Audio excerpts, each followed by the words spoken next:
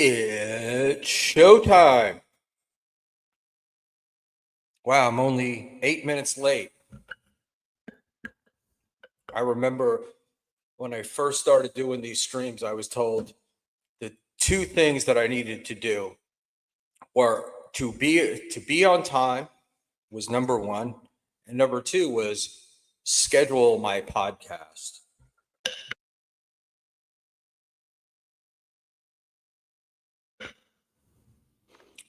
And stick to the time.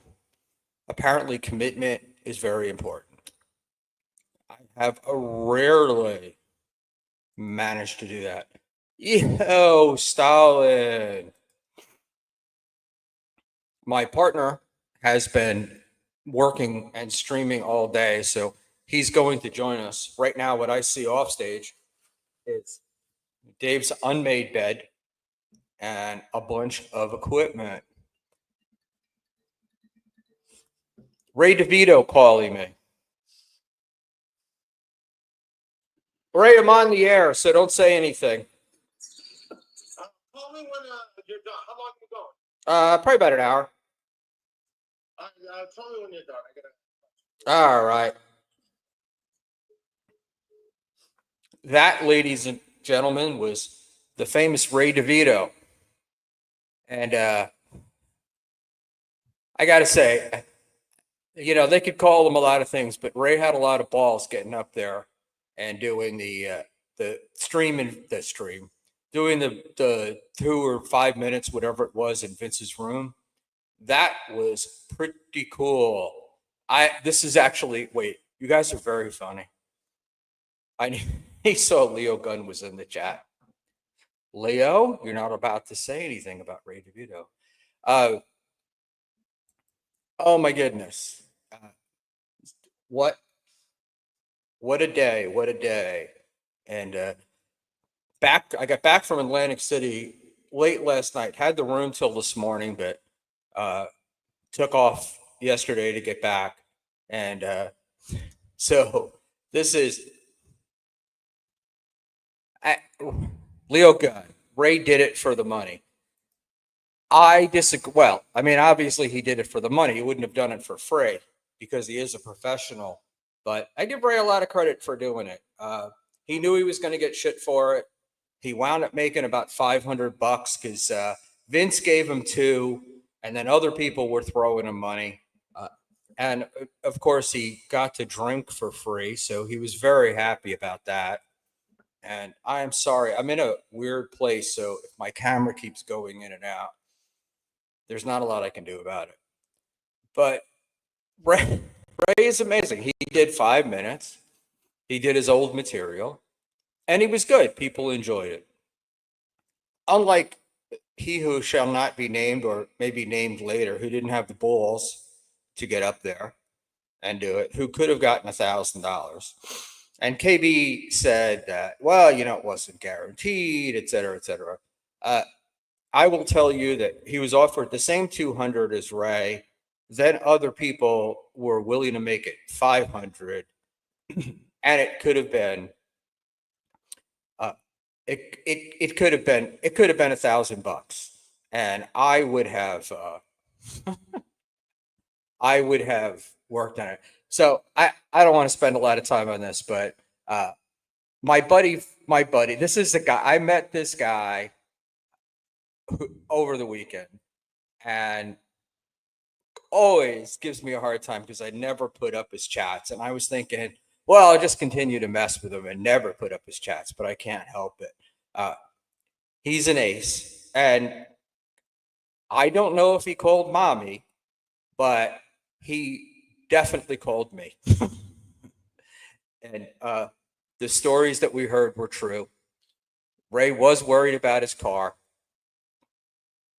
And I know, Panhandler, I could have ruined the bit, but no offense, dude, you're pretty scary. You're a big, strong guy, and I'm a weak, chubby, old man. I'm like what Aaron's going to look like when he's 38. When he's 62, I'm whatever. And so I did. I didn't want to ruin the bit, but uh, I fear you, and so you get what you want. Uh, Panhandler says he did. I was right next to her when he called. Well, the joke is that Ray also called me at the same time. I guess it was very strange. Took, I don't know if he had it when he called me, but he took Tim's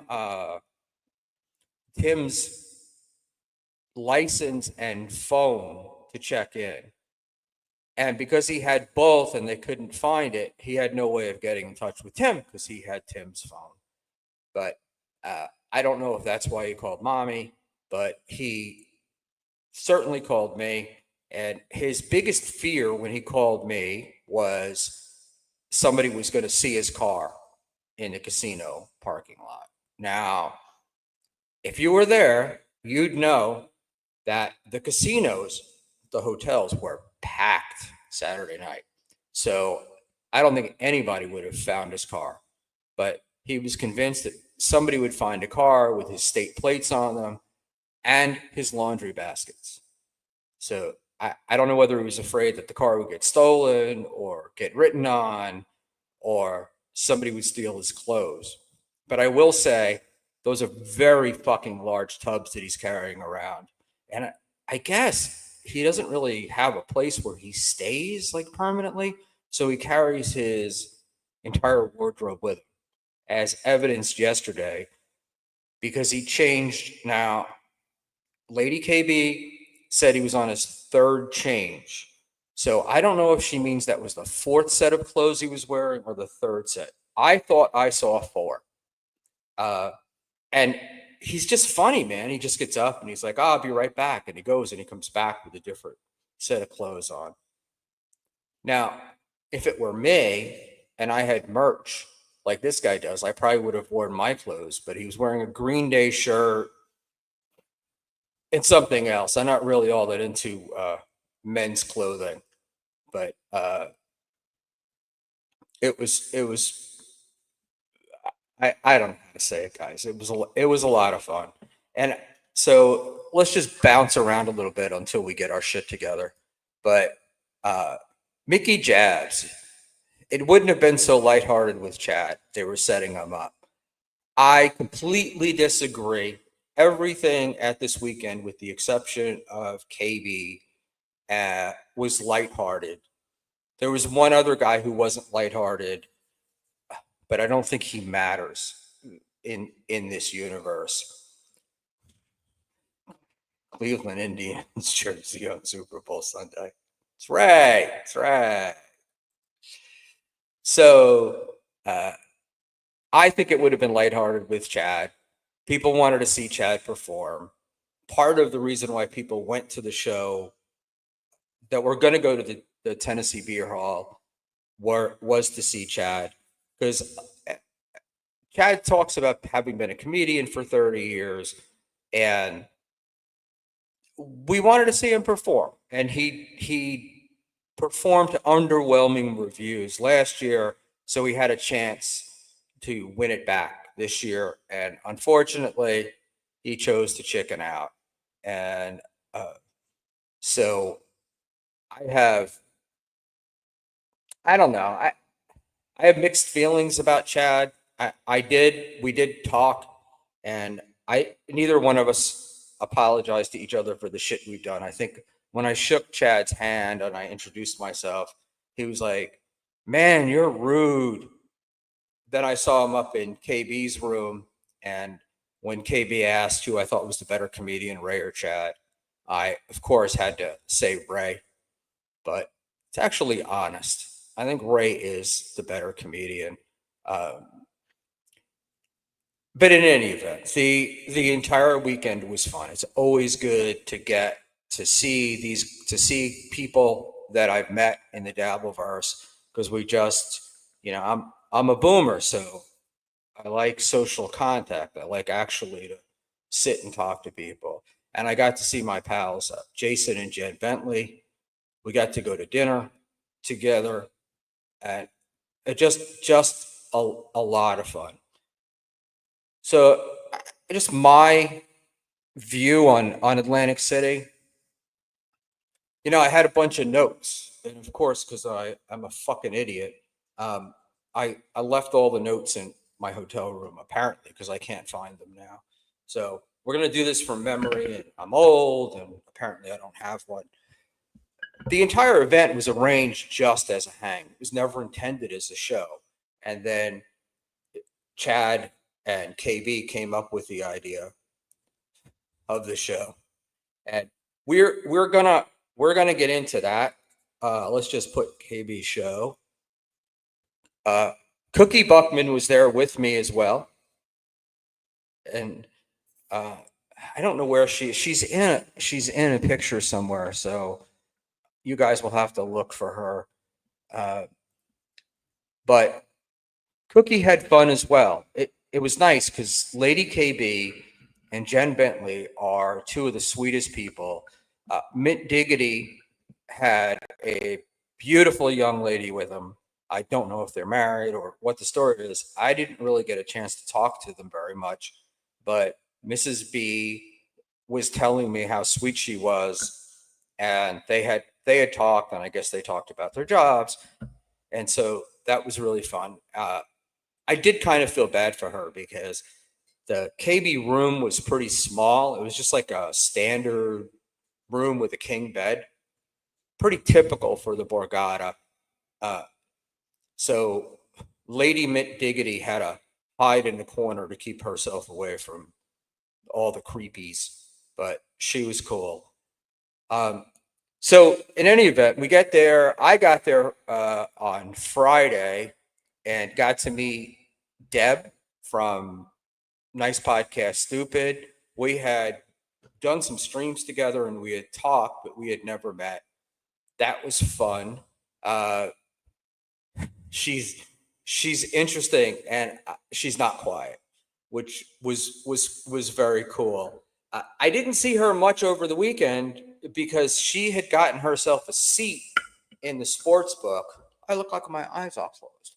She got a seat in the sports book, a video poker seat, and the sports book was packed, and she wasn't moving, and they were charging $300 at a table, and that was 300 plus the whatever you spent on food. It wasn't like it was included. We had made reservations at Doc's Oyster House, which was uh, 400 to keep the reservation, but the 400 came off your bill. So if you spent less than 400, it was fine. You got your money back. Doc's Oyster House, usually two people. I don't drink. The wife has a glass of wine. Probably about uh, $200, maybe 250 per person.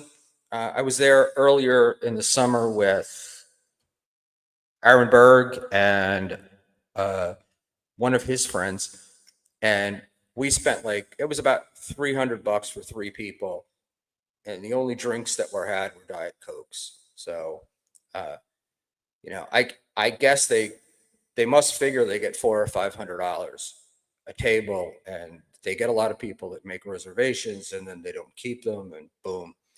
In any event, that's the Doc's Oyster House story. So we Ray didn't really have to worry about his car getting stolen, and I'm off the grid. And I have to do hold on a second. Let me just move out of, close the comments for a minute because I'm getting distracted because that's what I do. That's why I have Dave help me do these shows. Uh, so I got there Friday night. I met Deb for the first time. Later on in the evening, I got to meet Mr. Spraytan himself, uh, John's friend, who I think I decided not to. Uh, I don't think I'm going to name him because I wound up on Sunday night with um, him wanting to find me. He was looking all over the hotel, wanting to kick my ass and all that stuff. Um, I have a feeling he didn't have a lot of fun. Oh, Crumb, don't do this to me. It's going to be like the Bob Levy thing. I've already checked, and everyone says they can hear me fine. And yes, they can. So we used to do that to Bob Levy. Would tell Bob he was muted, tell Bob he was muted. So in any event, yeah, so Rob was chasing me around. So I met Rob. We got to talk. Anybody that I had issues with, which I didn't really have that many, but when you don't meet people, the chat can get pretty heated and vitriolic. So I just wanted to make sure that they understood that what I was saying wasn't directed at them personally, but the deal is, people with self-confidence and people who are mature, that they don't really take this stuff too seriously. So that was great. Anyway, went into the bar. Everybody hung out in the lobby bar. So I went in. Jason Bentley was there. As you know, if you've listened, the B bar was closed, which last year was where we spent the bulk of the time. There was always somebody at the B bar, and it was nice. It was cool. The lobby bar is much smaller. It doesn't have any food, but Jason Bentley, who's rather a big fella, got us a big long table in the back, and we kept that pretty much for the entire weekend. And in any event, so I got to meet Jason, and then there were people that I got to meet that I was surprised were there. But Friday night was kind of actually it was pretty calm, and then later on, oh my God, I'm not doing this with you people. I got to do this later on. I got to meet up with Melton and Tukey and Kinky Loco and Flimsy Greenberg, and I think EFS was there on Friday night, and Cotter. The list goes on. As the evening grew, more and more people were there, and it was just a lot of fun. It was just a lot of hanging out, a lot of chatting, a lot of talking about podcasting and YouTubing. And, when you get a chance to be around some people that are successful, for lack of a better way to describe it, streaming, it's always a really good opportunity to ask questions and to try to understand what they're doing that makes them successful. I'm going to say a guy like Melton just has it. So I don't know. He's later on. I was talking about being prepared, which was another thing I've been recommended in the beginning. Being prepared and saying being prepared seemed to be important. It seemed to me to be successful people. And Patrick said to me that he's not prepared. He just does these things and he's never prepared. But I have a feeling that he's been doing this for 20 or 25 years. So he is essentially prepared. He's got all those years of experience. So I likened him to a doctor who comes walking in the room and takes one look at you and is able to diagnose you. Not because of what he's doing in that moment, but because he's got years of schooling and experience. Tukey was amazing. Got to talk to him about his show, how he got into this, what he likes doing about it, what he likes about doing it. And the dude is he's naturally funny. He's very creative, and I think he's talented. So there were those two.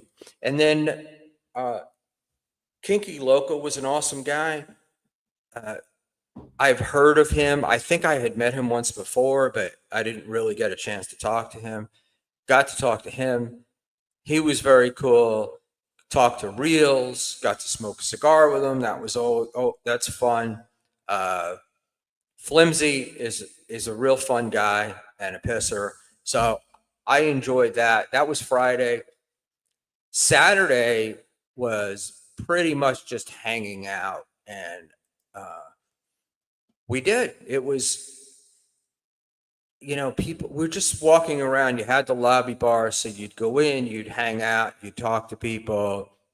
Uh, you might go play some games, then come back, then hang out some more. And we all stayed up. I didn't go to bed until like, I don't know, 4 on Saturday morning. So I was pretty shot most of the day, relaxed, and then got prepped for what was going to be Saturday night. And that's when KB showed up. And KB showed up and he did his thing, but I'm getting ahead of myself. So Jason, Jen, and Cookie and I were out to dinner, and we got texts that Chad had arrived. Now, Chad had told us earlier in the day that he was not coming, and everybody believed him. I don't know why we believed Chad, but everybody believed him, and Chad showed up.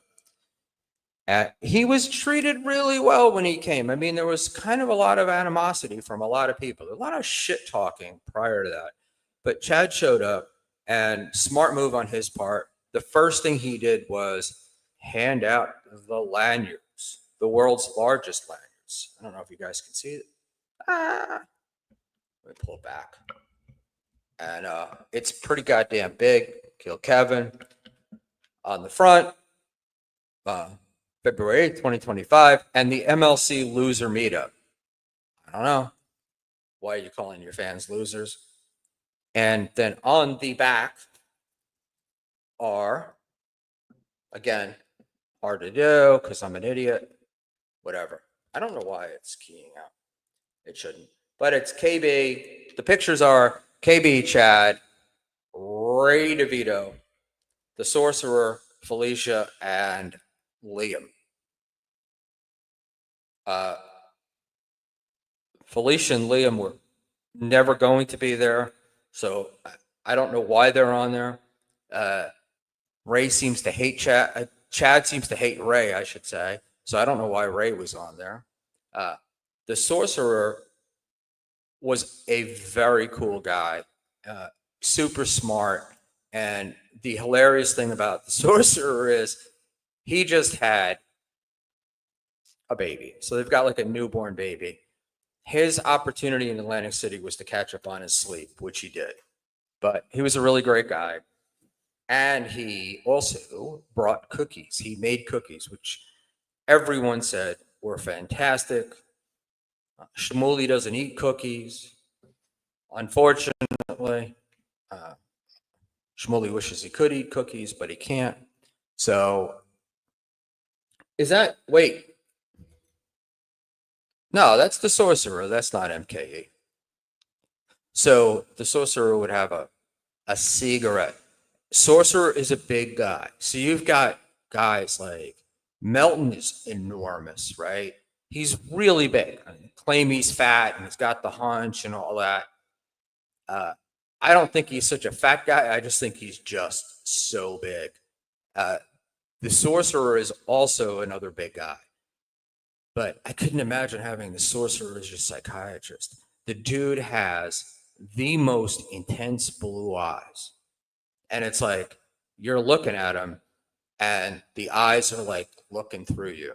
Really nice guy. Got to talk to him pretty quick. We talked about what the Dabbleverse was and why it was so interesting, and is it possible to be normal and not psychotic and a Dabbleverse fan? And look, it's probably confirmation bias, but the Sorcerer confirmed it. So it was fun, and I kept seeing the Sorcerer every time I would get in the elevator. And I had to stop talking to him because I was so excited to see him. I would just keep, every time I saw him, I was like, "Oh yeah, this is cool." And I would ask him questions, and you could just see he really was like, "Yeah, I'm not here for you, buddy." But other than that, it was cool. So Ray comes, as Ray was, so we go back to the hotel. Jason and I keep saying Ray. I guess the two are interchangeable. Chad comes. Everybody they were enjoying it. He was handing out the Kill Kevin lanyards, and then Jason Bentley got to have his conversation with Chad. Now, Jason is another big guy. If you see pictures of the event, there's a guy's walking around. He's either got a Georgia hat on or an Atlanta hat. Uh, that's Jason. So, and if you see the Tukey stream of Chad being measured, that happened when Jason was having a conversation. And I think Chad's first words were, "Please don't hit me." Chad had said some stuff about Mrs. Bentley, and she wasn't going to say, and Jason's not going to put up with that shit. So the two of them made amends, had a rapprochement, whatever you want to call it. And as they were doing that, that's when Chad got measured. And people are saying, "Oh, I can't believe he didn't know it. I can't believe he didn't know it." Well, the truth is, Chad's attention was focused forward because he was terrified. And people said this about Chad. It was really weird. Like, Chad was shaking. His hands were just shaking. And I remember that from last year. And it wasn't like, it didn't seem worse to me than last year. So people were saying he's an alcoholic and he's got the alcoholic shakes and things like that. I have a feeling that he was more terrified. Chad talks a lot of shit. He says a lot of shit on stream, and he says a lot of shit when he's with KB. But in person, he's a pussycat.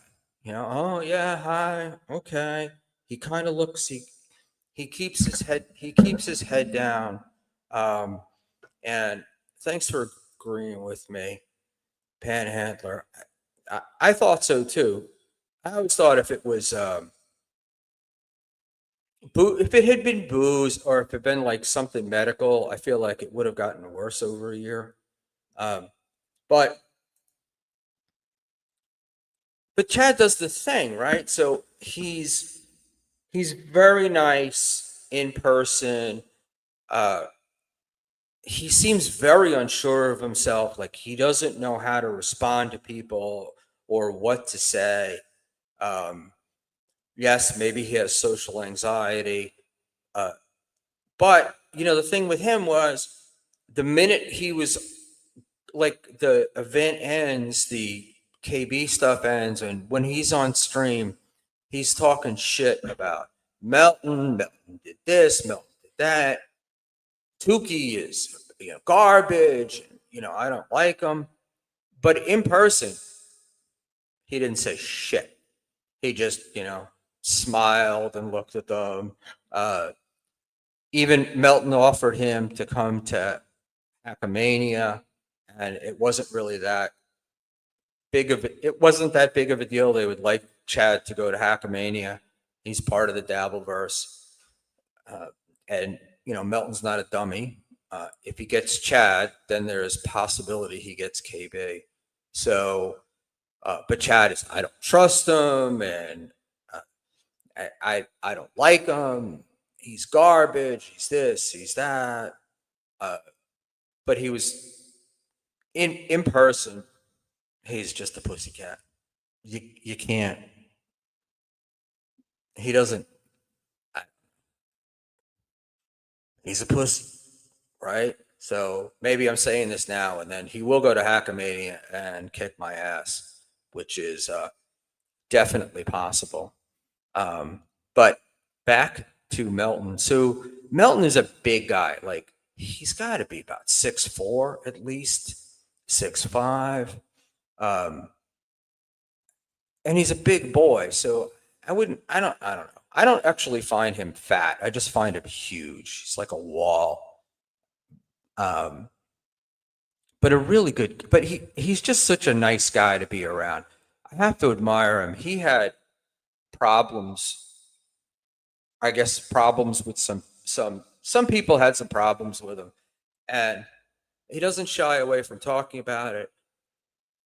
He's not a dick. He didn't get violent.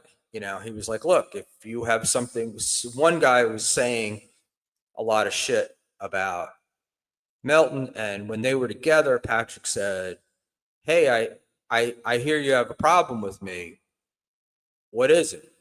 It was and nice. It wasn't mean or anything. And the guy was kind of beating around the bush, and Melton said, well, let's get to it. What's the issue?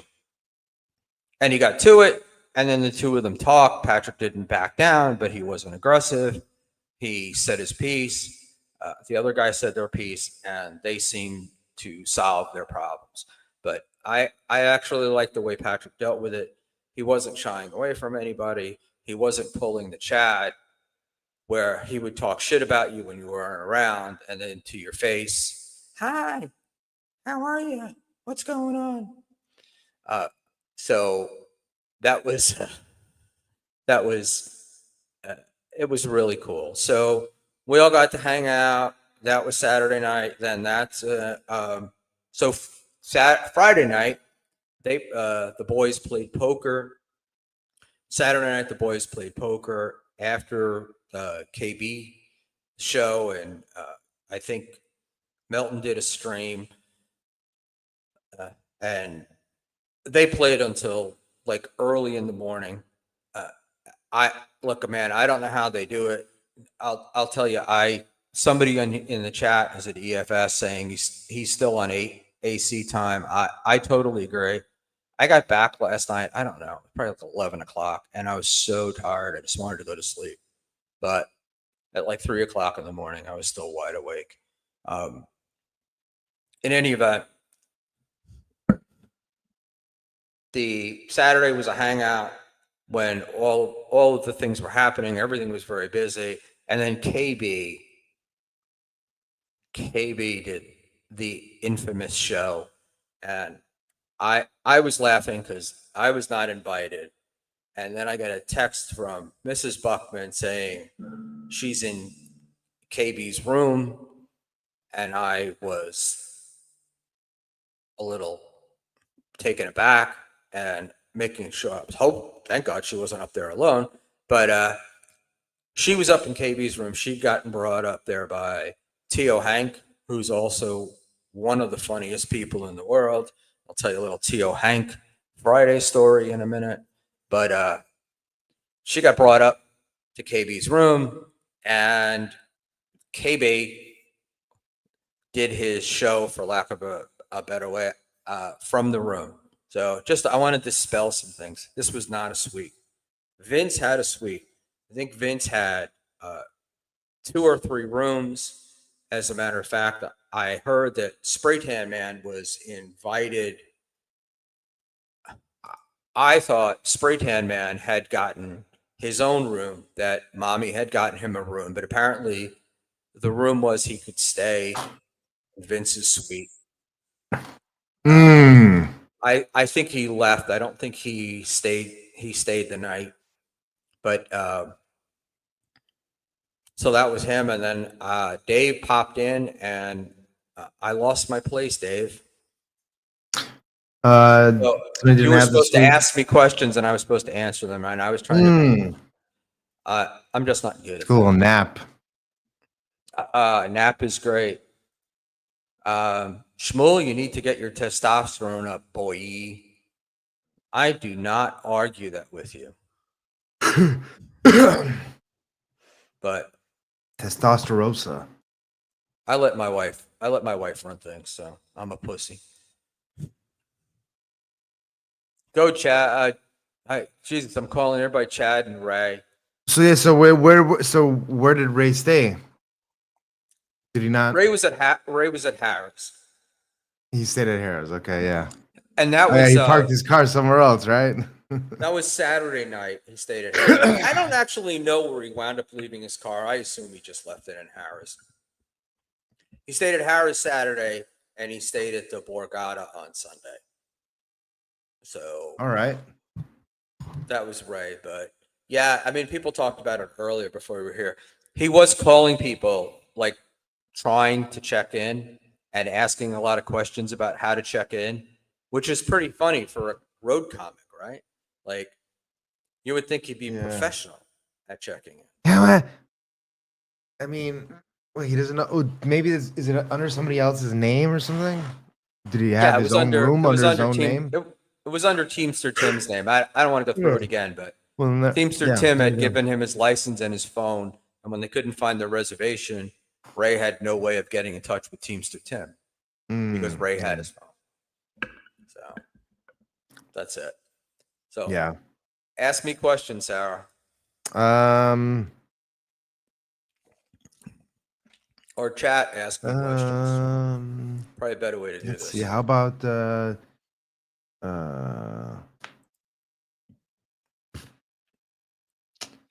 don't know. So this Chad AC'd committing out a right now. vicious Go. Chad committing a vicious assault on Tukey. No, I don't believe it. No, I saw. You see the video. There's I think saw the Stallion put video. up a violence in KB's room. Chad finally he finally picked on somebody else's own size. Chad. Yeah. So he was grabbing Tukey. It was kind of all in fun, but Tukey's arm is fucked up, and it got a little extreme. So somebody said Affy is, Chad's a very angry boy. I feel like Chad,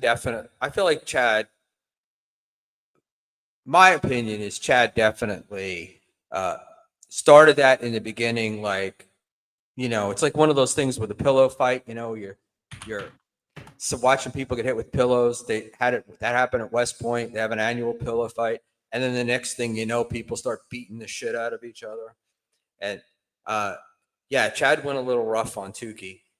Now I heard Chad looks like Tukey had Chad looks like the guy Chad looks like the kid that pees his pants at your party. But like possibly. he was very like just concerning, but I didn't see any assault. Okay. Maybe a little Peppa. Fuck yeah. Assault has different meanings to different people. But the deal is it did fuck up Tukey's arm. They did say that Tukey went to urgent care, but I don't know whether that's true or not. That's false. But his arm was fucked up. His arm was definitely fucked up.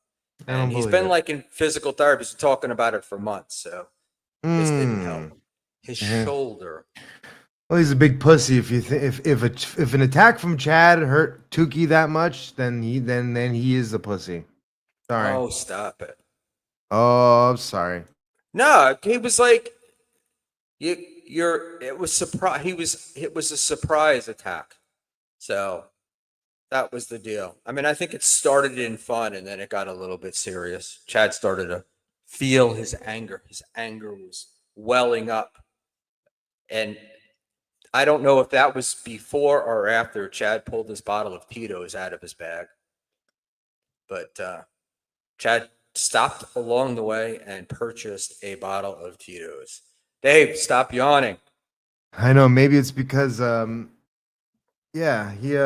it's because he's an alcoholic. I don't know. Maybe he walks around with that fucking with Tito's everywhere. So he doesn't get the DTs. Somebody was mentioning he was shaking a lot too. Was that Melton? No, we talked about that earlier. Oh, okay.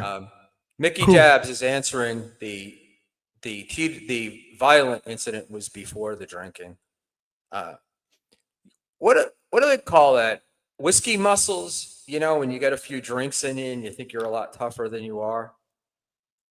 That was what I felt like Chad was doing later on. Like pre-alcohol, he was like the pussycat, and then he was probably drinking and he got on stream, and that's when he started saying shit about people. He talks a lot of shit. Doesn't really back it up, but he talks a lot of shit.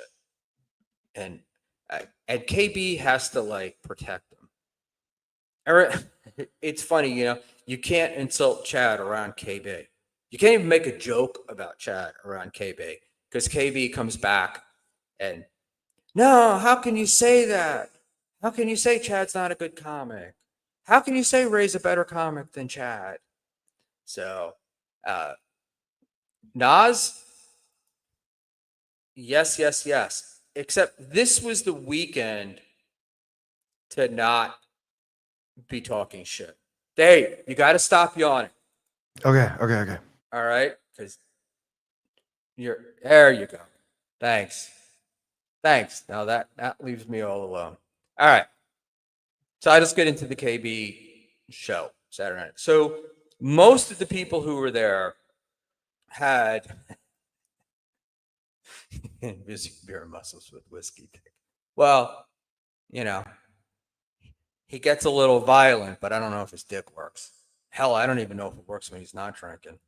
Um, so, in any event, KB show. Most of the people that were there originally, the ones that I talked to, no one expected the Tennessee Beer Hall show to go off. No one from the very beginning. Nobody thought it was going to happen. But hope against hope, and they knew KB would show up. And KB, you say whatever you want about him, he's a draw. So you had Melton and Tukey as a draw, and then you had a bunch of people who were real diehard KB fans, and they were there. So there are a lot of stories about the Tennessee Beer Hall show. I think Melton said so. There were a total of 60 tickets. Melton said he had a third of them.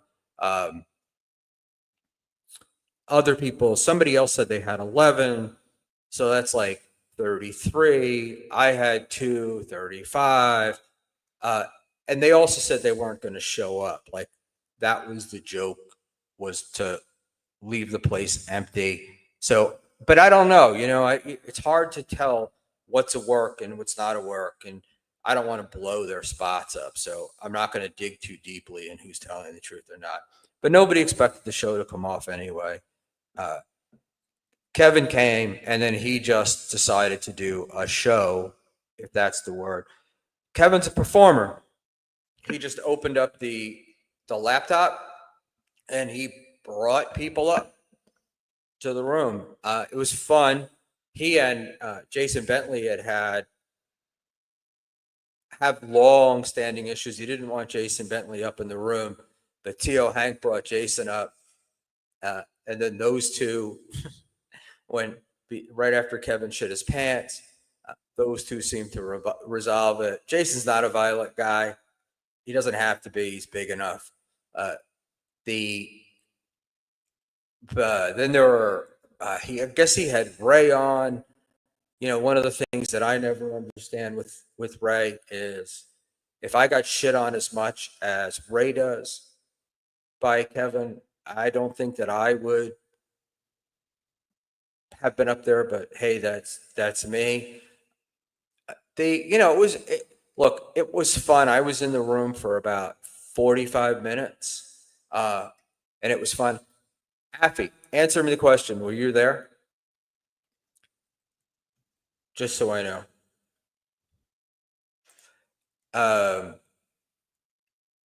In any event, so then KB sort of, he settled it with Jason. He settled it with a couple of other people. There was some comedy. I didn't get to see as much of the show as other people because I was downstairs. I wasn't really watching. Then I got brought up to the room. Then I was on with KB for a little while. And then I left. I will say the overriding smells in that room were weed and stinky men. Very stinky men. It was like a locker room or worse. Look, it was fun. I got to do what I love to do, which is to pump up Ray to KB. My favorite thing to do. I like Ray.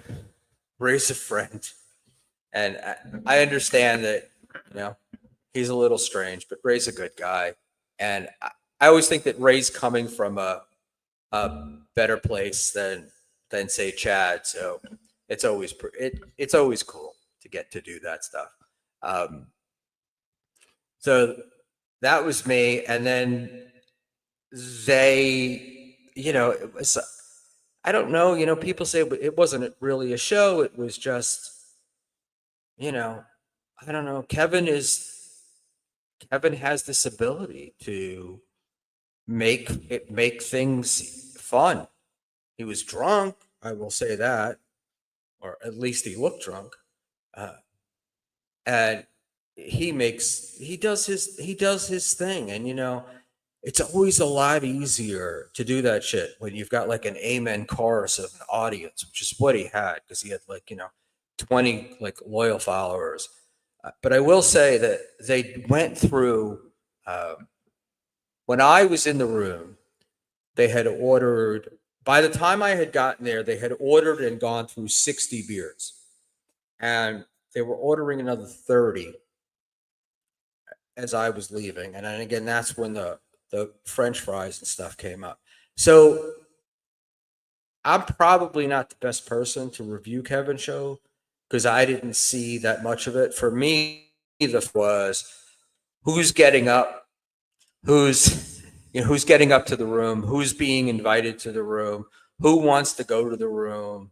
Um, there were a bunch of people that really wanted to get invited up and didn't, which I thought was kind of funny. But by the end, they were pretty much letting anybody go up to the room, because Tukey had come up and he left. Jason left. God, almost everybody left. That was interesting, including myself.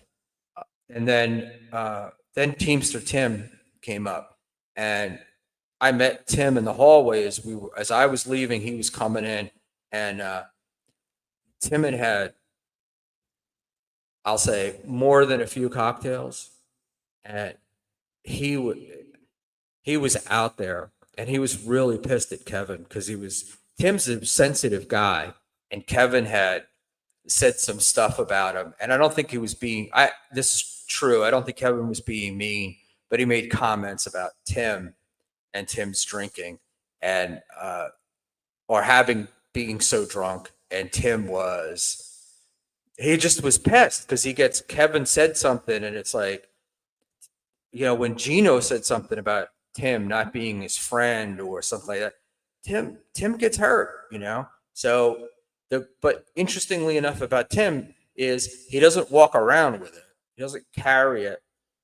He addresses it. So he addressed it, and I guess you guys saw what that looked like. I haven't seen it. So anyway, we go through all that. I guess all that stuff ends up. Nas Redna asks an interesting question: whose liver is going to fail first? There were quite a number of livers that I'm going to guess are getting close to their finish line, but it's like it's not one night; it's all of it. But look, there is, and as what's his name, Kevin calls it, the weed cock. There was a lot of weed cock going on, so I guess that's better for these guys. Although it seems to me like, do you really need to smoke all that weed all that time? But again, I'm an old man, so I have my opinion about things. And about the show ends, or it ends, because I guess at some point it was like he's no longer streaming, and then I saw Patrick, which I guess he had been sniping Kevin. I don't know if Chad was streaming. I don't know. Anyway, like I don't know, a couple of hours go by, and I walk into the poker room looking for Tukey and Melton and those guys. And I was going to sit with them and play poker. And I walk by a table, and I turn, and I hear Schmuel, Schmuel. and it was Kevin. So I talked to him for a minute. He had somebody who was talking to him who was kind of a little strange guy, but uh, I don't know. I talked to Kevin and he was loaded, and I don't want to interrupt the poker game. And then later on, I guess that's when I don't know if I didn't see Melton and Dookie at that table, so I don't know if they were there. I don't know if that was the table that all the stuff happened at. I didn't really look at the video too much, but apparently what happened later on is that Kevin was playing, and I know you guys have heard the story, but Kevin was playing, but he took his chips and he was holding his chips up to his chest, and that's apparently against the poker rules. Kevin had just won a hand. It was kind of a small hand, I guess, but he had the chips up, and the dealer told him that he was not allowed to do that. And that's when Kevin lost his shit and told her she was the worst dealer. Then she got upset and she called over the floor guy. And I have to laugh at the. Yeah, I hate to admit that Kevin's funny, but he's funny when he said that you know uh, this is Trump. He's not allowed to have an opinion in Trump's America. That was pretty goddamn hilarious. And then when he got up, they told him he had to go, and he got up. And when he got up, his chair fell back. I don't think he knocked it down, but his chair fell back. And then he decided, for whatever reason, oh, let me knock over a table. And it was there are little small tables that they wheel up next to the players. So they bring food or drinks or something on it so you don't get shit all over the table. And he flipped one of those and he was escorted out. And it was hilarious. But the thing with all these things is the story is more hilarious than the actual event. I'm glad Kevin made a scene because what would there be without it? And Kevin, yes, I'm the number one son, and you can't kick me out. So that was it. So then Sunday for the Super Bowl, we watched it in the lobby bar. Kevin was long gone. Everybody was up till dawn on Sunday. And the Super Bowl was boring as fuck. And by Sunday night, everybody was just done. And that was it. So it was essentially a weekend of just hanging out, meeting people, playing blackjack, playing poker. One of our members was playing lots of craps and did very well at the craps table. So it was an enjoyable time. And I was listening to BYB last night, and whoever the guy is they had on was calling people pussies and, oh, this is ridiculous. And, you should be embarrassed to these things. And that's total bullshit, And I got the impression of him as the classic New York comedian, and comedian in quotes, open micer that thinks they're way better than everybody else because everything was shit on. And I do enjoy people shitting on Patrick or shitting on KB. Oh, all they're doing it for is the money. Oh, they're doing it for the money. This is their job. Would you go to work for no money? I mean, I wouldn't. So that's what they're supposed to do. People call it grifting. I think a lot of it is just fucking jealousy. They don't understand why one thing's taken off and another thing hasn't. And the other part of this too is, as somebody said in Twitter, the guys complaining about these people and other people have regular jobs don't put in the work.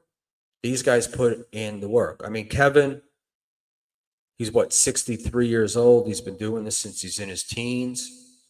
And he's learned. He's put in the work. he could pull it off. He's one of those guys that can just turn on a mic and make money. Now, I keep hearing his money's going down. He's not doing as well. All sorts of stuff. I don't know what's true or what's not true because I don't really follow that.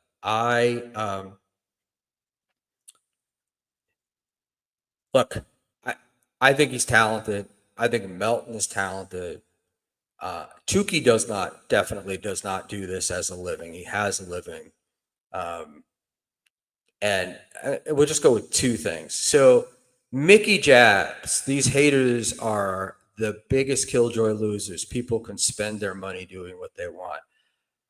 I 100% agree. And I not only agree with that, I feel like they see people having fun and they got to shit on that. That's their big, like, it's like jealousy, you know? And I don't know. It's like when you're in high school. We always use high school references, but you're in high school or even college, and there's a group of people that always seem to have fun when they're together, and you're goddamn miserable. So you just got to pick on everybody else. Uh, and then we go with oh, wrong fun. Sorry. Uh, None of my business what others do with their money. I agree. I agree. And that's, it's Atlantic City. It's a local trip. You have fun. You get to meet people. People were really cool to me. I was kind of blown away. I am always amazed when people know who I am without having met me. It almost freaks me out. But I got off. This is my. You've heard. We've all heard. I'm not doxing him. We've heard of Sean. Sean is an AC local. He was there last year. He's there this year. He's the guy that Kevin said had ADD. Sean was a really nice guy. Sean helped me out, and all the time that I've gone to, um, I agree. In all, I don't go to the Borgata a lot. I go there, but I do go there relatively frequently. I usually stay in the tower, and you park in the outdoor surface parking, they call it. And I got there, and surface parking was closed, and I parked in the garage, and it was way. Anyway, Sean told me what was going on and told me how I could park in surface parking, which was fantastic. Because it's very close. It's very close to the entrance, and it makes lugging my shit back and forth really easy. And Sean's given me some other AC advice, and all of it's turned out to be good. But in any event, I go downstairs, and they're waiting. Sean and another gentleman are waiting to go upstairs to Kevin's room, which would have been great, except they were at the wrong building. And I came downstairs. I saw Sean. I said, "What are you waiting for?" And he said, "I'm coming." He goes, we're somebody's coming down to get us to take us upstairs." And I was like, "Oh," because I thought it was in the other building. Anyway, it turned out that it was. But what happened was the guy standing next to Sean was Schmuel, and he was like, I'm happy to meet you. He was very cool. And I was like, "Oh, what's your name?" And it was Peter Sky Parker, who is sort of legendary. So it was very cool that Peter PSP knew who I was before I knew who he was. And it was great. And I will answer, uh, is it true that you had actually, it is, but not at this event. It was at DabbleCon 2. And not only did I sign an autograph, but American Cupcake also signed the guy. So he had an autograph book, like an old school autograph book. American Cupcake signed it too. So it was it was amazing to get asked for that. I thought it was a goof at first. Like, I was being trolled. But he not only asked me, then he asked Cupcake, but he asked Zen, he asked Levy, he asked all those guys. Ray, do you want a link? I see Ray is in our chat. Ray, can I send you a link? Ray. I'm going to send Ray a link just for shits and giggles, guys. Not that he'll respond, but let's do it. I don't know if he'll come on because, one, I'm not going to pay him, and two, I'm not monetized. But let's just see. Let's see if we can get Ray DeVito. All right. Boom. All right. Ray has a link. Let's see if he. Oh, wait. Maybe that's why he's here. Oh. This is funny. Ray said he can't. Ray said he can't. Somebody said he already said that in the chat. And you're assuming that I read Ray's chats. So, Crumb, are you the guy that I was on Sarah with the other night, streaming from the casino? So, I don't know where the fuck I was. Yeah, so that was the story with the, getting an autograph. But it's nice, and like, you get to know. So Crumb, you weren't in at AC, or you're not really in the Dabbleverse, and this is a question. So one of our beloved chatters in here, I guess the story's been told, but I don't want to say the guy's name anyway. Accidentally sent Patrick $1,000 super tip, meaning to send him 10, and luckily it was Melton, because Melton returned it right away. But that was pretty goddamn funny. And hey, it's KB, Lady KB. I always feel bad for Lady KB because she came into the Dabbleverse. She was the KB. That was the only KB. And then Brennan started his show a couple of weeks later, and she was pushed aside. And finally, we've gotten a Lady KB, so we know who we're talking about. I did send Lady KB a link as well. And Panhandler, I'm happy to send you a link if you want one. All right. Whoops, where am I? I'm not used to the chat going fast. I don't know why. I'm supposed to have Dave help me do this, but I couldn't take his yawning. So let's just say.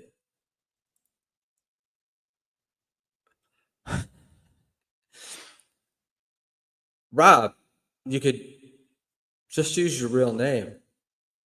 You don't have to tweet under or chat under somebody else's name. And Nick, we all know the answer to that one. You'd have to get a charge back against your card, and you have to find it.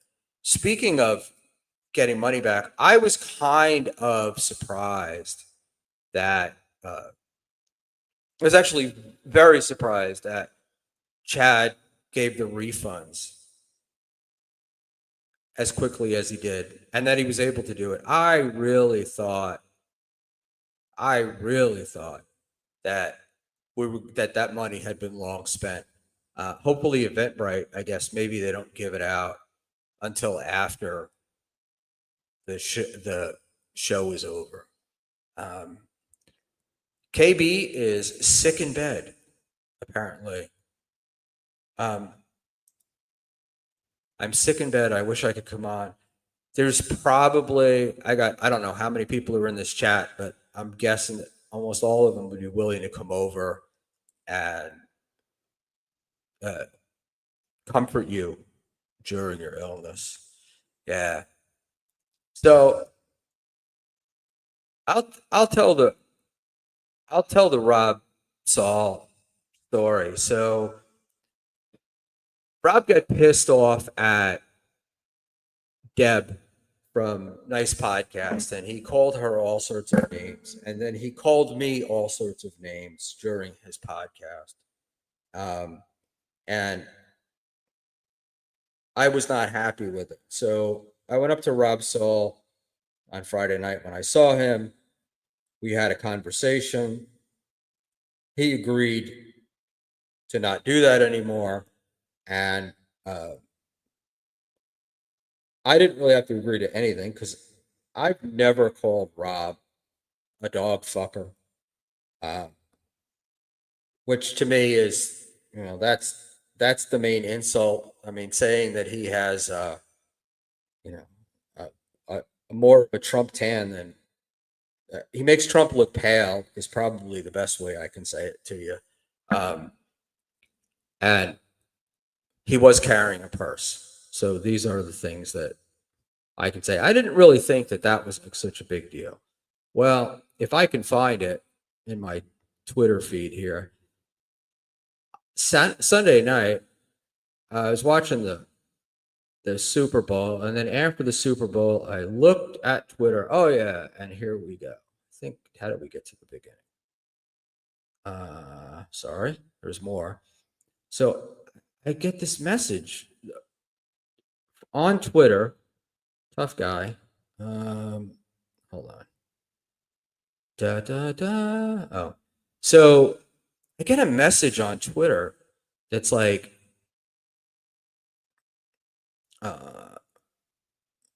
that. Sorry, I fucking no idea.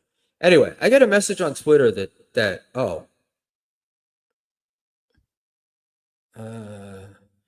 you still in AC? I would love to meet up with you in person. You gross little goblin. Tried to be nice. Where you at? And he called me a shuli name. And I asked him if he was going to hit me with his purse.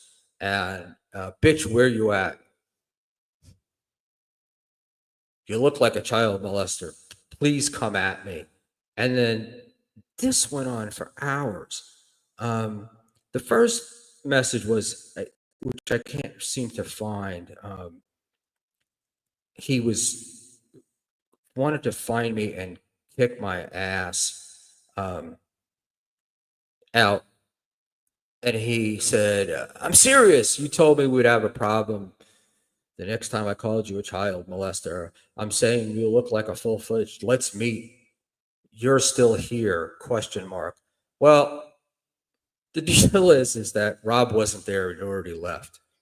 So I didn't know that he'd already left. I figured he was hanging out with Mommy and those guys. So I went over to the sports book where they were, and he was gone. So, as per normal,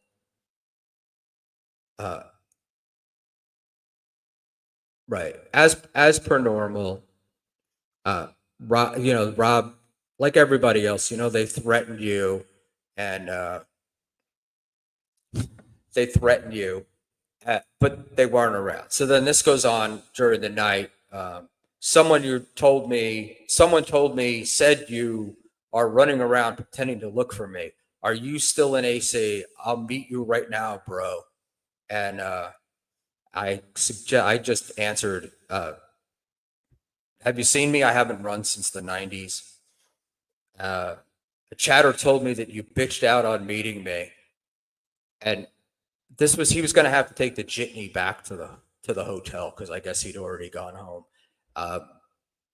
And this goes on. It was just going on and on and on. And I don't know. I don't really want to, I feel like at this point I would be giving Rob more heat. Somebody put it in here. Where? So they put this up. It's bullshit. And no offense if Rob is trying to stay relevant with a beef with you. He's really struggling. That is 100%, 100% my opinion. I just think he needs somebody to fight with. But the deal was everybody was real, like at DabbleCon or whatever the hell this weekend was, Super Bowl weekend. Everybody was real. A lot of these guys are big guys. So it was like, well, let's pick the sort of smaller, old, elderly man whose ass I may not be able to kick, but I won't get that hurt. So let me threaten him. Um, and that's funny. I've always stuck up for Rob regarding the dog stuff because I don't think it's okay for some people contacted animal rights groups on him, but the way Rob threatened you is too much for me. Well, thank you, OG Mumbly Nick. Um, yeah, I never called Rob. I never called Rob any of these things, and my thing was I kept. So he called a friend of his, and then a friend of his called me, and oh, he's really mad at you, blah blah blah. Uh, and I was like, I've got I'm not I'm not going to do this. Then another friend of his called me, women of course, called me and they were like, Rob's got problems. He's had a very embarrassing week. Uh please don't do anything. And I explained to them that it's a no-win situation for Rob, right? Because if we did get in a physical fight and I kicked his ass, it's going to be the old man beat the shit out of you. And if he wins, right, it's going to be you beat up an old man.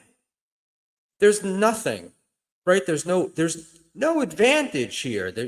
You're fighting the wrong guy. You should, pick somebody that there's some risk with. So,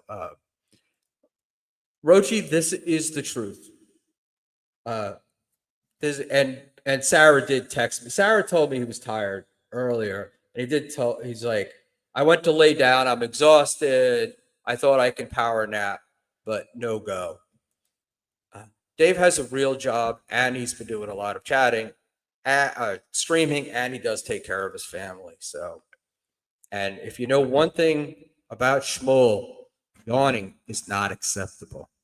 We need to be up and peppy for our audience.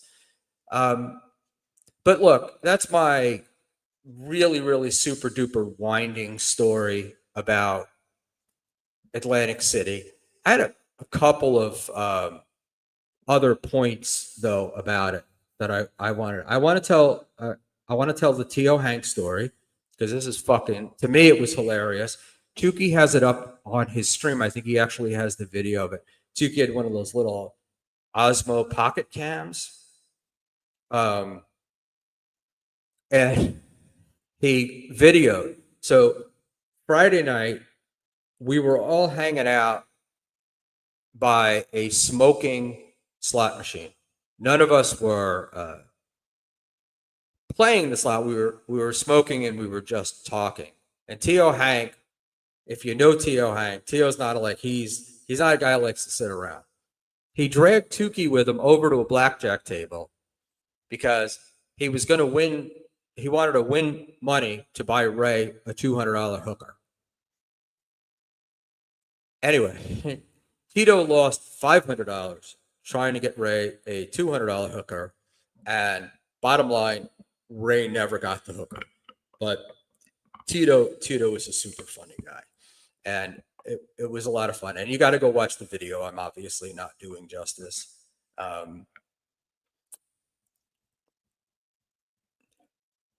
Stallion, when I saw that, I thought you meant the Aaron Berg White stuff.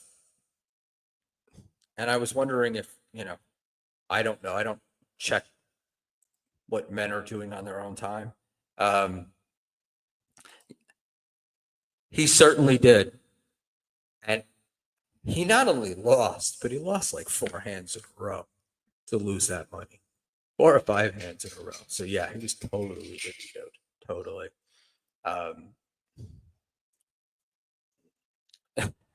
Totally. Yeah. I didn't notice that, Leo. But Tio's also the guy when he sits down at your blackjack table. He's the guy that introduces himself. He asks questions.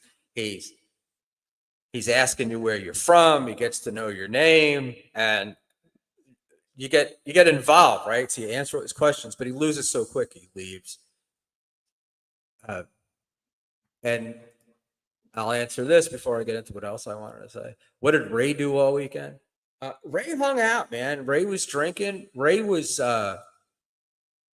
playing a lot of not playing. He was sports betting. It was hilarious because it reminded me when I was a kid. My uncle used to take me to the track, and one of his friends used to have all of like the racing form and all these like sheets that you would buy as you were coming in that were going to be, had all the picks and the handicappers had done. And this guy would bet, all that stuff. And it was all logical. And he'd be writing things down and you couldn't talk to him. And then just before the windows closed, he'd also go up and he'd bet like, $5 on 6 to win. Because the horse had the same day as his horse's birthday, matched his daughter's birthday, or he was driving here and he had 3 red lights, so he was going to pick number 3, and that was Ray. So Ray had all of these Super Bowl bets. He had all the sheets. He was looking at everything, and from what I know, Ray lost every single bet except one. So I'm going to guess that Ray did not leave on the positive side in Atlantic City financially. I lost $200, and that was when I stopped. And I was by myself. I wanted to smoke a cigar. I sat down at a slot machine where smoking was permitted, and lit up a cigar, and I lost $100 before I got the thing lit, basically. So that was 100. I did it again later and lost another 200, and then just said, "Oh, I'm going to give up." I could not. The place was so crowded. The minimum blackjack table I could find was $100 hand, and I just didn't. I didn't want to play it. I'm not that big of a gambler, and I like a $25 table would have been fine, but there just were none available.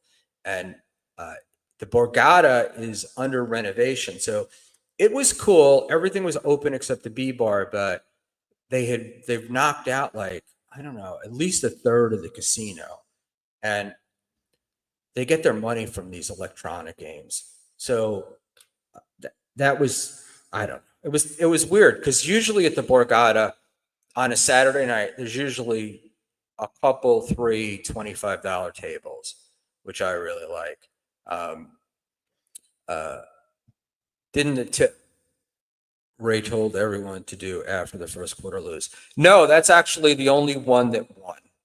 And I think his tip is that Philadelphia would be up by a certain point spread. You could bet that Philadelphia would be up by so many points after the first quarter. It's like 15 or something. And it was a pretty good bet because I think the odds were pretty high on it. And that's my thing with sports betting and other stuff is I like the odds have to work. It's not worth it to me. If I'm going to pay I win $6 on a $5 bet, what's the point? You know, I'd rather not. I'd rather not take the chance. That's why I like blackjack. I like the odds. I love craps. Love the odds. The problem is that at craps, it's a $25 table, and if you go max odds, you could be $100 a throw basically. It just gets and then you're betting the 6 and the 8. You get your place bets and shit. A couple of come bets get pretty expensive pretty quickly. But I want to go back. This was Schmuel every now and then thinks. I know you can't really tell that from here, but somebody made a comment, and I really thought about this. So I bet Stuttering John is devastated that nobody paid for him to come and no one cares if he came or not. I and several of the people had that exact conversation. So I was there last year, and I got lucky last year because I wasn't planning to be. I was there for another reason. We were there with my wife and my sister and her husband, and we just decided to go down, and the event was going on at the same time. So it was very cool. The reality of last year was, though, is that the big draw was Stuttering John. Stuttering John was the reason why so many people went there. Uh, Everything revolved around Stuttering John. Yeah, there was the KB Levy fight, which was sort of interesting. Patrick was there. Rocco was there. I mean, everybody was there and having fun, but Stuttering John was definitely the person of the weekend. He was the most interesting. He was the one people wanted to see. He was the one people wanted to talk to. And even though his biggest reaction from most people when they saw him is they couldn't believe how small he was, he was the big guy. And this year, he was barely an afterthought. Like, his name almost never came up. I actively say something before anybody even mentioned him.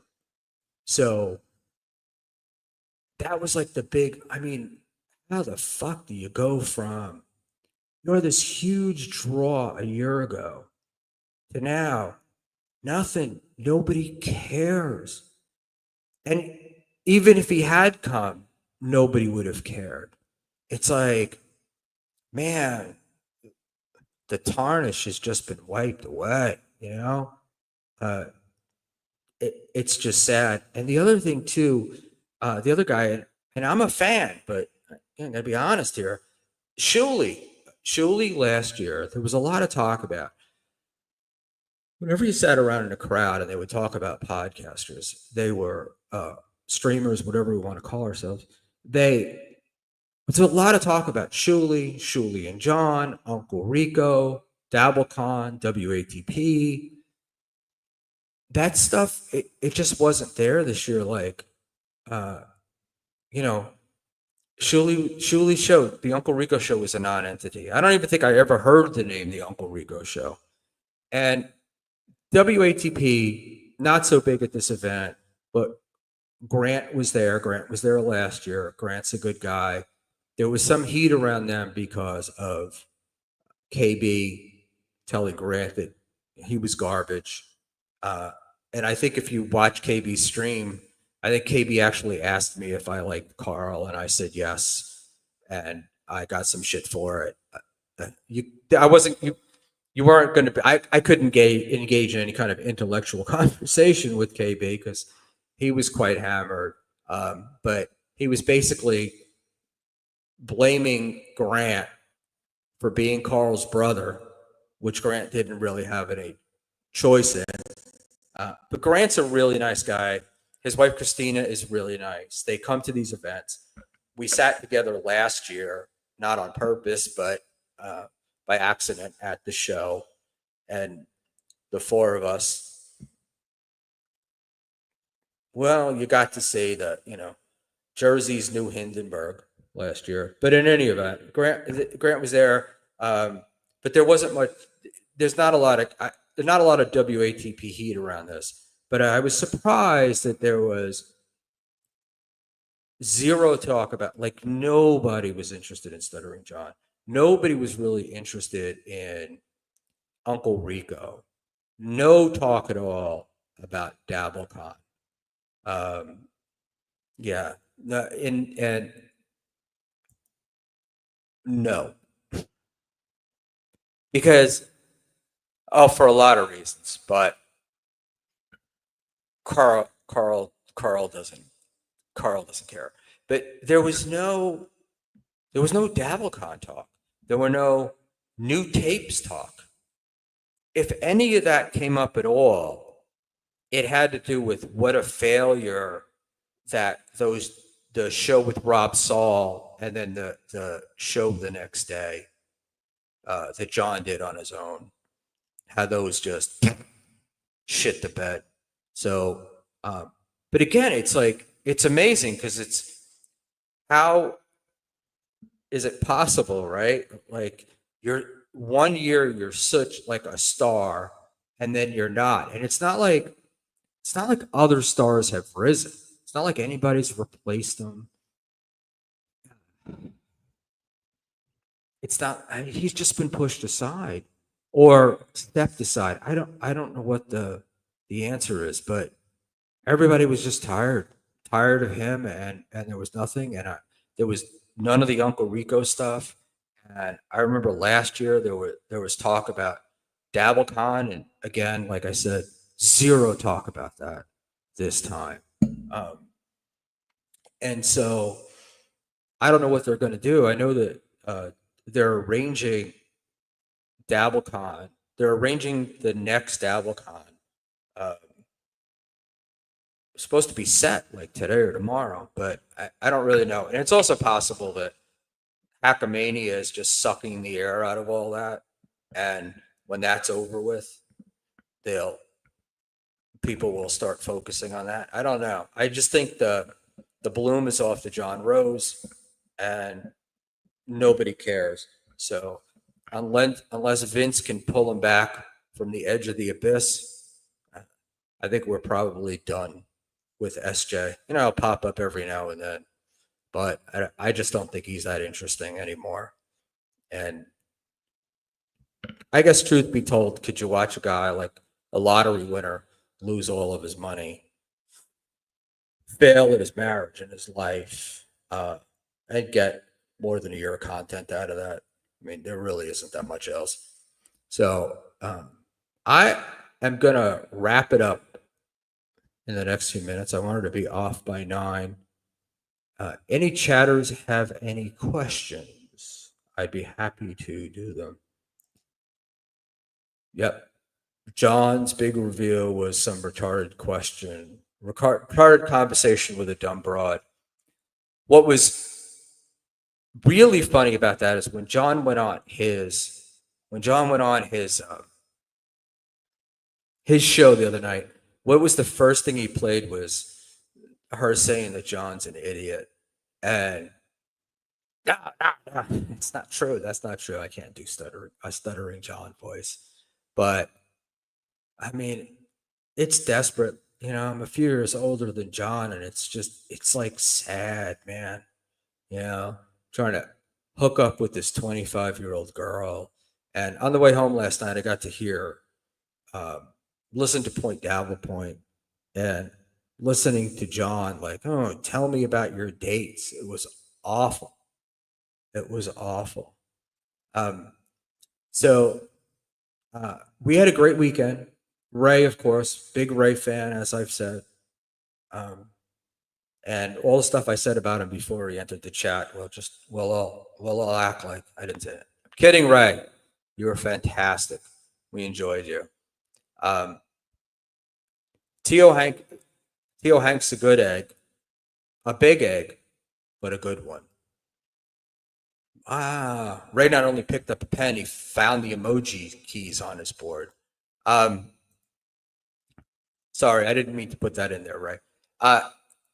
Tio really is a good guy. Tio is really a lot of fun. And Leo Gunn, Ray stinks. And he may or he may not, Leo, but this is actually the truth. Ray won. Ray won this weekend.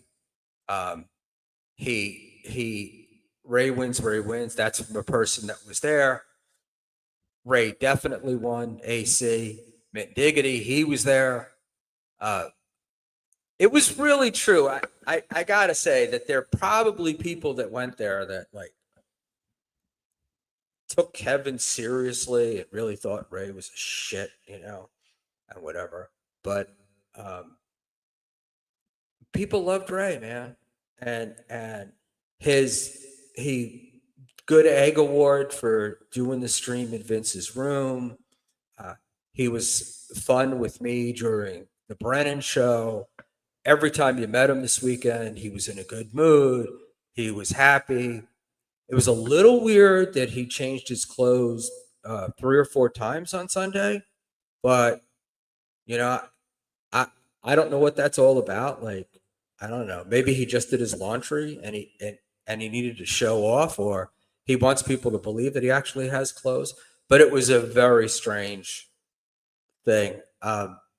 Also, too, like when you think of comedians, right? That travel, fuckers pack like one pair of underwear, one pair of socks. You know, you, it was like Ray had his whole wardrobe with him. Let's see what Leo says. Leo, Teamster Tim and BC write all of Ray's material. He never picks up a pen. All right, somebody help me. Who's BC? D. I don't know who BC is, but hey, Teamster Tim did a 1 minute set. Did anybody see it? I had seen videos earlier in the week. That was what actually the one thing that pissed me off about Chad. Like I didn't really care that Chad had a show or not. Oh, beloved chatter. Isn't it nice, Leo, that you can just do this without super chatting? It don't cost you no money. Ray, let's not a little too excited. We said you won, right? We didn't say you saved, they said. I'm kidding, Ray Ray really did save AC. I had sent out when Boschetti was going to come. I put out a tweet, and I just kidding around, and I said, Boschetti's fine, but he's no Ray DeVito. And Boschetti got all pissed off at me and started getting mad at me, and then shitting on Ray. So it was pretty funny. But Ray was great. Everything was good, and I've lost what I was just going to talk about. So my big takeaways from AC are: it was a lot of fun.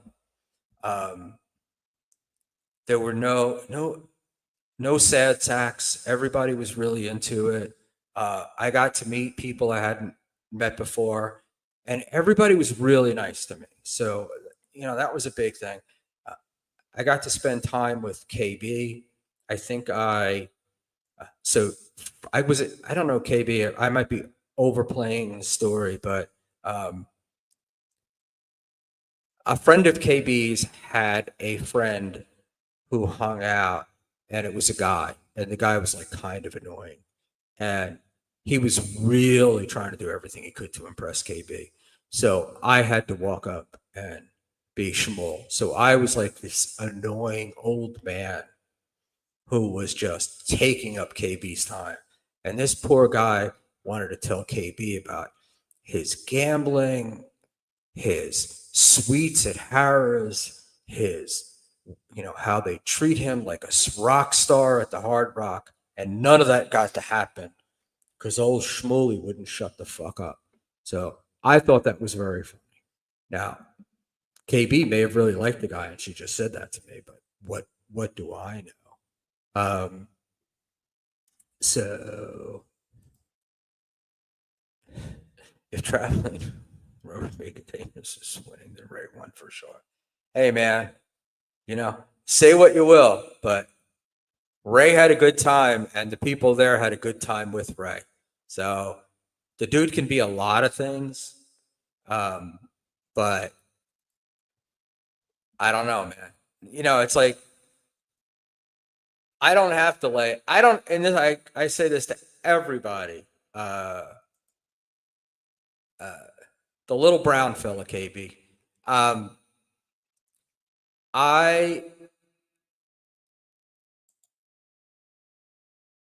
don't know, man. I don't really want to judge the I don't want to judge the life of people. If Ray's happy, that's fine. He does what he does what he wants to do, and I think we judge him too harshly. Look, I like having a nice stable life and wife and being comfortable and stuff. But that's what I like. It's not necessarily what other people like, and I don't want to force them into having to fit the parameters that I think. So, um, thank you, KB. Thank you. And Ray, I did win AC and killing in VTL's room when half the people went to the room to troll me, even when these trolls are over. So I gotta say, the one thing Ray said something that was really that made a lot of sense to me. So when Ray, people were saying, "Oh, Ray's a whore," Chad maintained his dignity by not doing stand up. Fuck that. You know, Chad, even if he only got 500 and not $1,000, it's like Ray said, he could have just gotten up and done some old jokes, and it was a fun crowd. And it was, these guys are calling Ray a whore and whatnot for doing it. Every single one of them have performed at a private party. So let's not fuck with Ray, right? Ray's cool, and I defend Ray. And yes, I agree with the trolling on Ray is hack at this point. It's we got to do. We got to some, and Ray's a funny guy, and Ray takes this stuff. I don't know if that's right, but Ray takes this stuff good naturedly, maybe even a little too good naturedly. So uh, I'm a Ray ball washer, but then I like Shuley. But I also don't think I don't think that you have to pick one team or the other. I don't think if you like Melton, you can't like KB. It's your money, it's your life. Do whatever the fuck you want to do with it, and that's what do you call it? And that's also what It's like I, KB. So I see KB. I've seen at a bunch of these events, and she's friends with everybody. And I'm sure she has her opinions about people. I'm sure she likes some more than others, as we all do. But, you know, there's zero reason to be taking up somebody's fight. Chad's not going to take up your fight. Ray's not going to take up your fight. KB. So just enjoy, just enjoy yourselves. And Affy, that's what strong, confident women get to do in the 2020s, right? They don't have to be relegated to sitting at home. So, and if you know anything about KB, she's not doing anything that she doesn't want to do. All right. We all want to see Ray on MLC more, but I mean, there has to be a point. There's only so much abuse that Ray can take. So, uh, you know, I tend to think, and I know this is probably a not so great opinion. I have a feeling that KB actually likes Ray a lot more than he lets on, but he's just frustrated that Ray doesn't take his advice. So he gets mad at him. And the more he gets mad at him, KB seems to be like, once that steam starts going, he doesn't know how to back it off. So there we are with that. And Chad will fuck up and Ray will move up the pecking order. I don't know. I think Ray's definitely up the pecking order. I mean, if you're gonna have an event, who would you invite first? You'd invite Ray. But I also think the Ray Chad comparisons are bad. I think Ray is much more of a comic than Chad is. You know, Ray is certainly willing to come to New York and deal with other comics and not take abuse. And, Ray's not touting how he's living on the coattails of other famous comics or good comics. And Yeah, I want to see him more on MLC, but I don't want to see him taking as much abuse. It gets a little old just having Kevin just shitting on Ray. All right, guys. I think that is about it. This is KB, Lady KB. Just roll with it. Watch the nonsense. Absolutely, right? You don't have to become part of it. And look, in the beginning, I realized I was, particularly with fucking John, I would get so mad at him, mostly because I had an alcoholic parent when I was a kid, and it just fucks you up as a kid. And John's thing of telling the kids how much he loves them and then doing something completely different, I think maybe it touched a nerve. But then I realized, the fuck do I care? In any event, I will close with this. I've gotten like 4 DMs asking me this question. The funky background that I have is from AI. I asked AI to draw a picture of the Dabbleverse, and that is what AI shows. So that's it. All right, guys. Follow me on @BuckmanSchmuel on Twitter. I am here on YouTube, usually 2 nights a week, Tuesday and Thursday. I try to avoid everyone else. I try not to go on when BYB is on, and of course, going on when Tukey and Melton are on is just an act in self-flagellation. So I'm going to pass on that one. But follow me, send me a DM. You got any questions? I'm willing to answer just about anything I can. And I hope, and if you guys would encourage him, that'd be great. I'd love to get Rob Saul on, and I'd love to have a conversation with him. And I also said, and I hope he's still in the chat, I want to do a politics show, not a regular show, but just a kind of one-time politics show with OG Mumbling Nick. I'd love to get to talk about stuff with that. And yeah, I'm not better than anybody, man. I suck, and I get it, right? So I'm here. I enjoy it. I like those guys a lot. And I will say that since I've been doing this the last few months, several people have, like, don't know me, stepped up, came out of the woodwork, and offered me help and suggestions. And both BYB and Dan from Nice Podcast Stupid were among them. Echo Pineapple offers me a lot of help. I'll give Echo credit. Echo was the guy who said to me, if you don't call your show Schmuel Talk, you're an idiot. And I couldn't agree more. And even at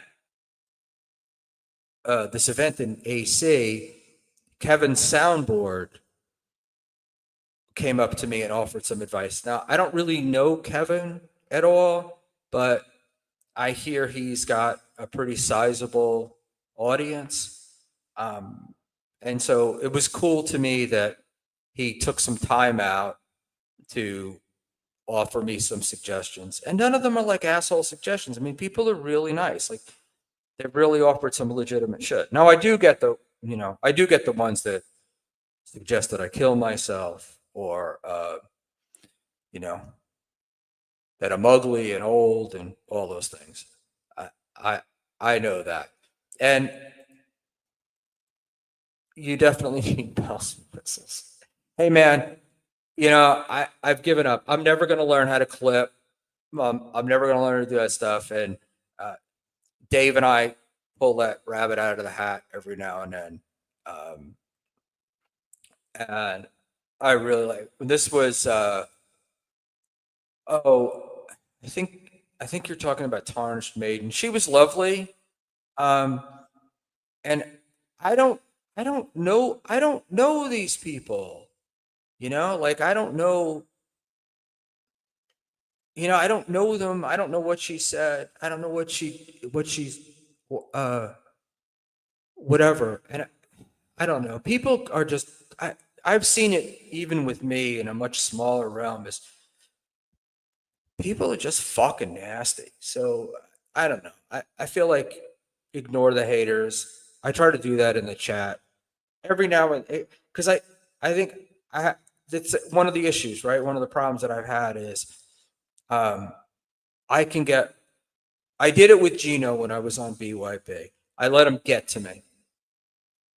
I let him get to me, and I should never have. I shouldn't have done that. I got overly pissed off, and um, I don't. Gino is irrelevant to me. Whatever Gino does today or tomorrow is not going to change my life. So I shouldn't have gotten done. Always have to put in the Aussie guy. Wow, Eckel gets a shout out, and I don't. Very hurtful, Schmuel.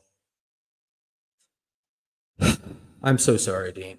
I was on Dean's show the other night, and I was I didn't get the greatest reviews, so I wasn't gonna say it, but I did stream from Atlantic City on the Aussie Guy show after the Super Bowl, and I had a lot of fun. I don't know if other people did, but I was standing outside freezing my ass off. So there's a lot of sniffling and heavy breathing in there. But the Aussie Guy is awesome. He's on Sundays, I think at 9:30 in the morning. And because he's in Australia, which is the end of the world, he's in Perth, which is even farther the end of the world. The timing is always an issue. But I like the Aussie Guy, and I apologize, Dean. I just was on with Eckel had sent me some DMs today, and they were on. So I'm old and I only got short term memory. So I can remember what happened 3 hours ago. It's the reverse of what's supposed to happen, I think. Anyway, guys, it's been great. I could go on forever. Jason, it was great seeing you. I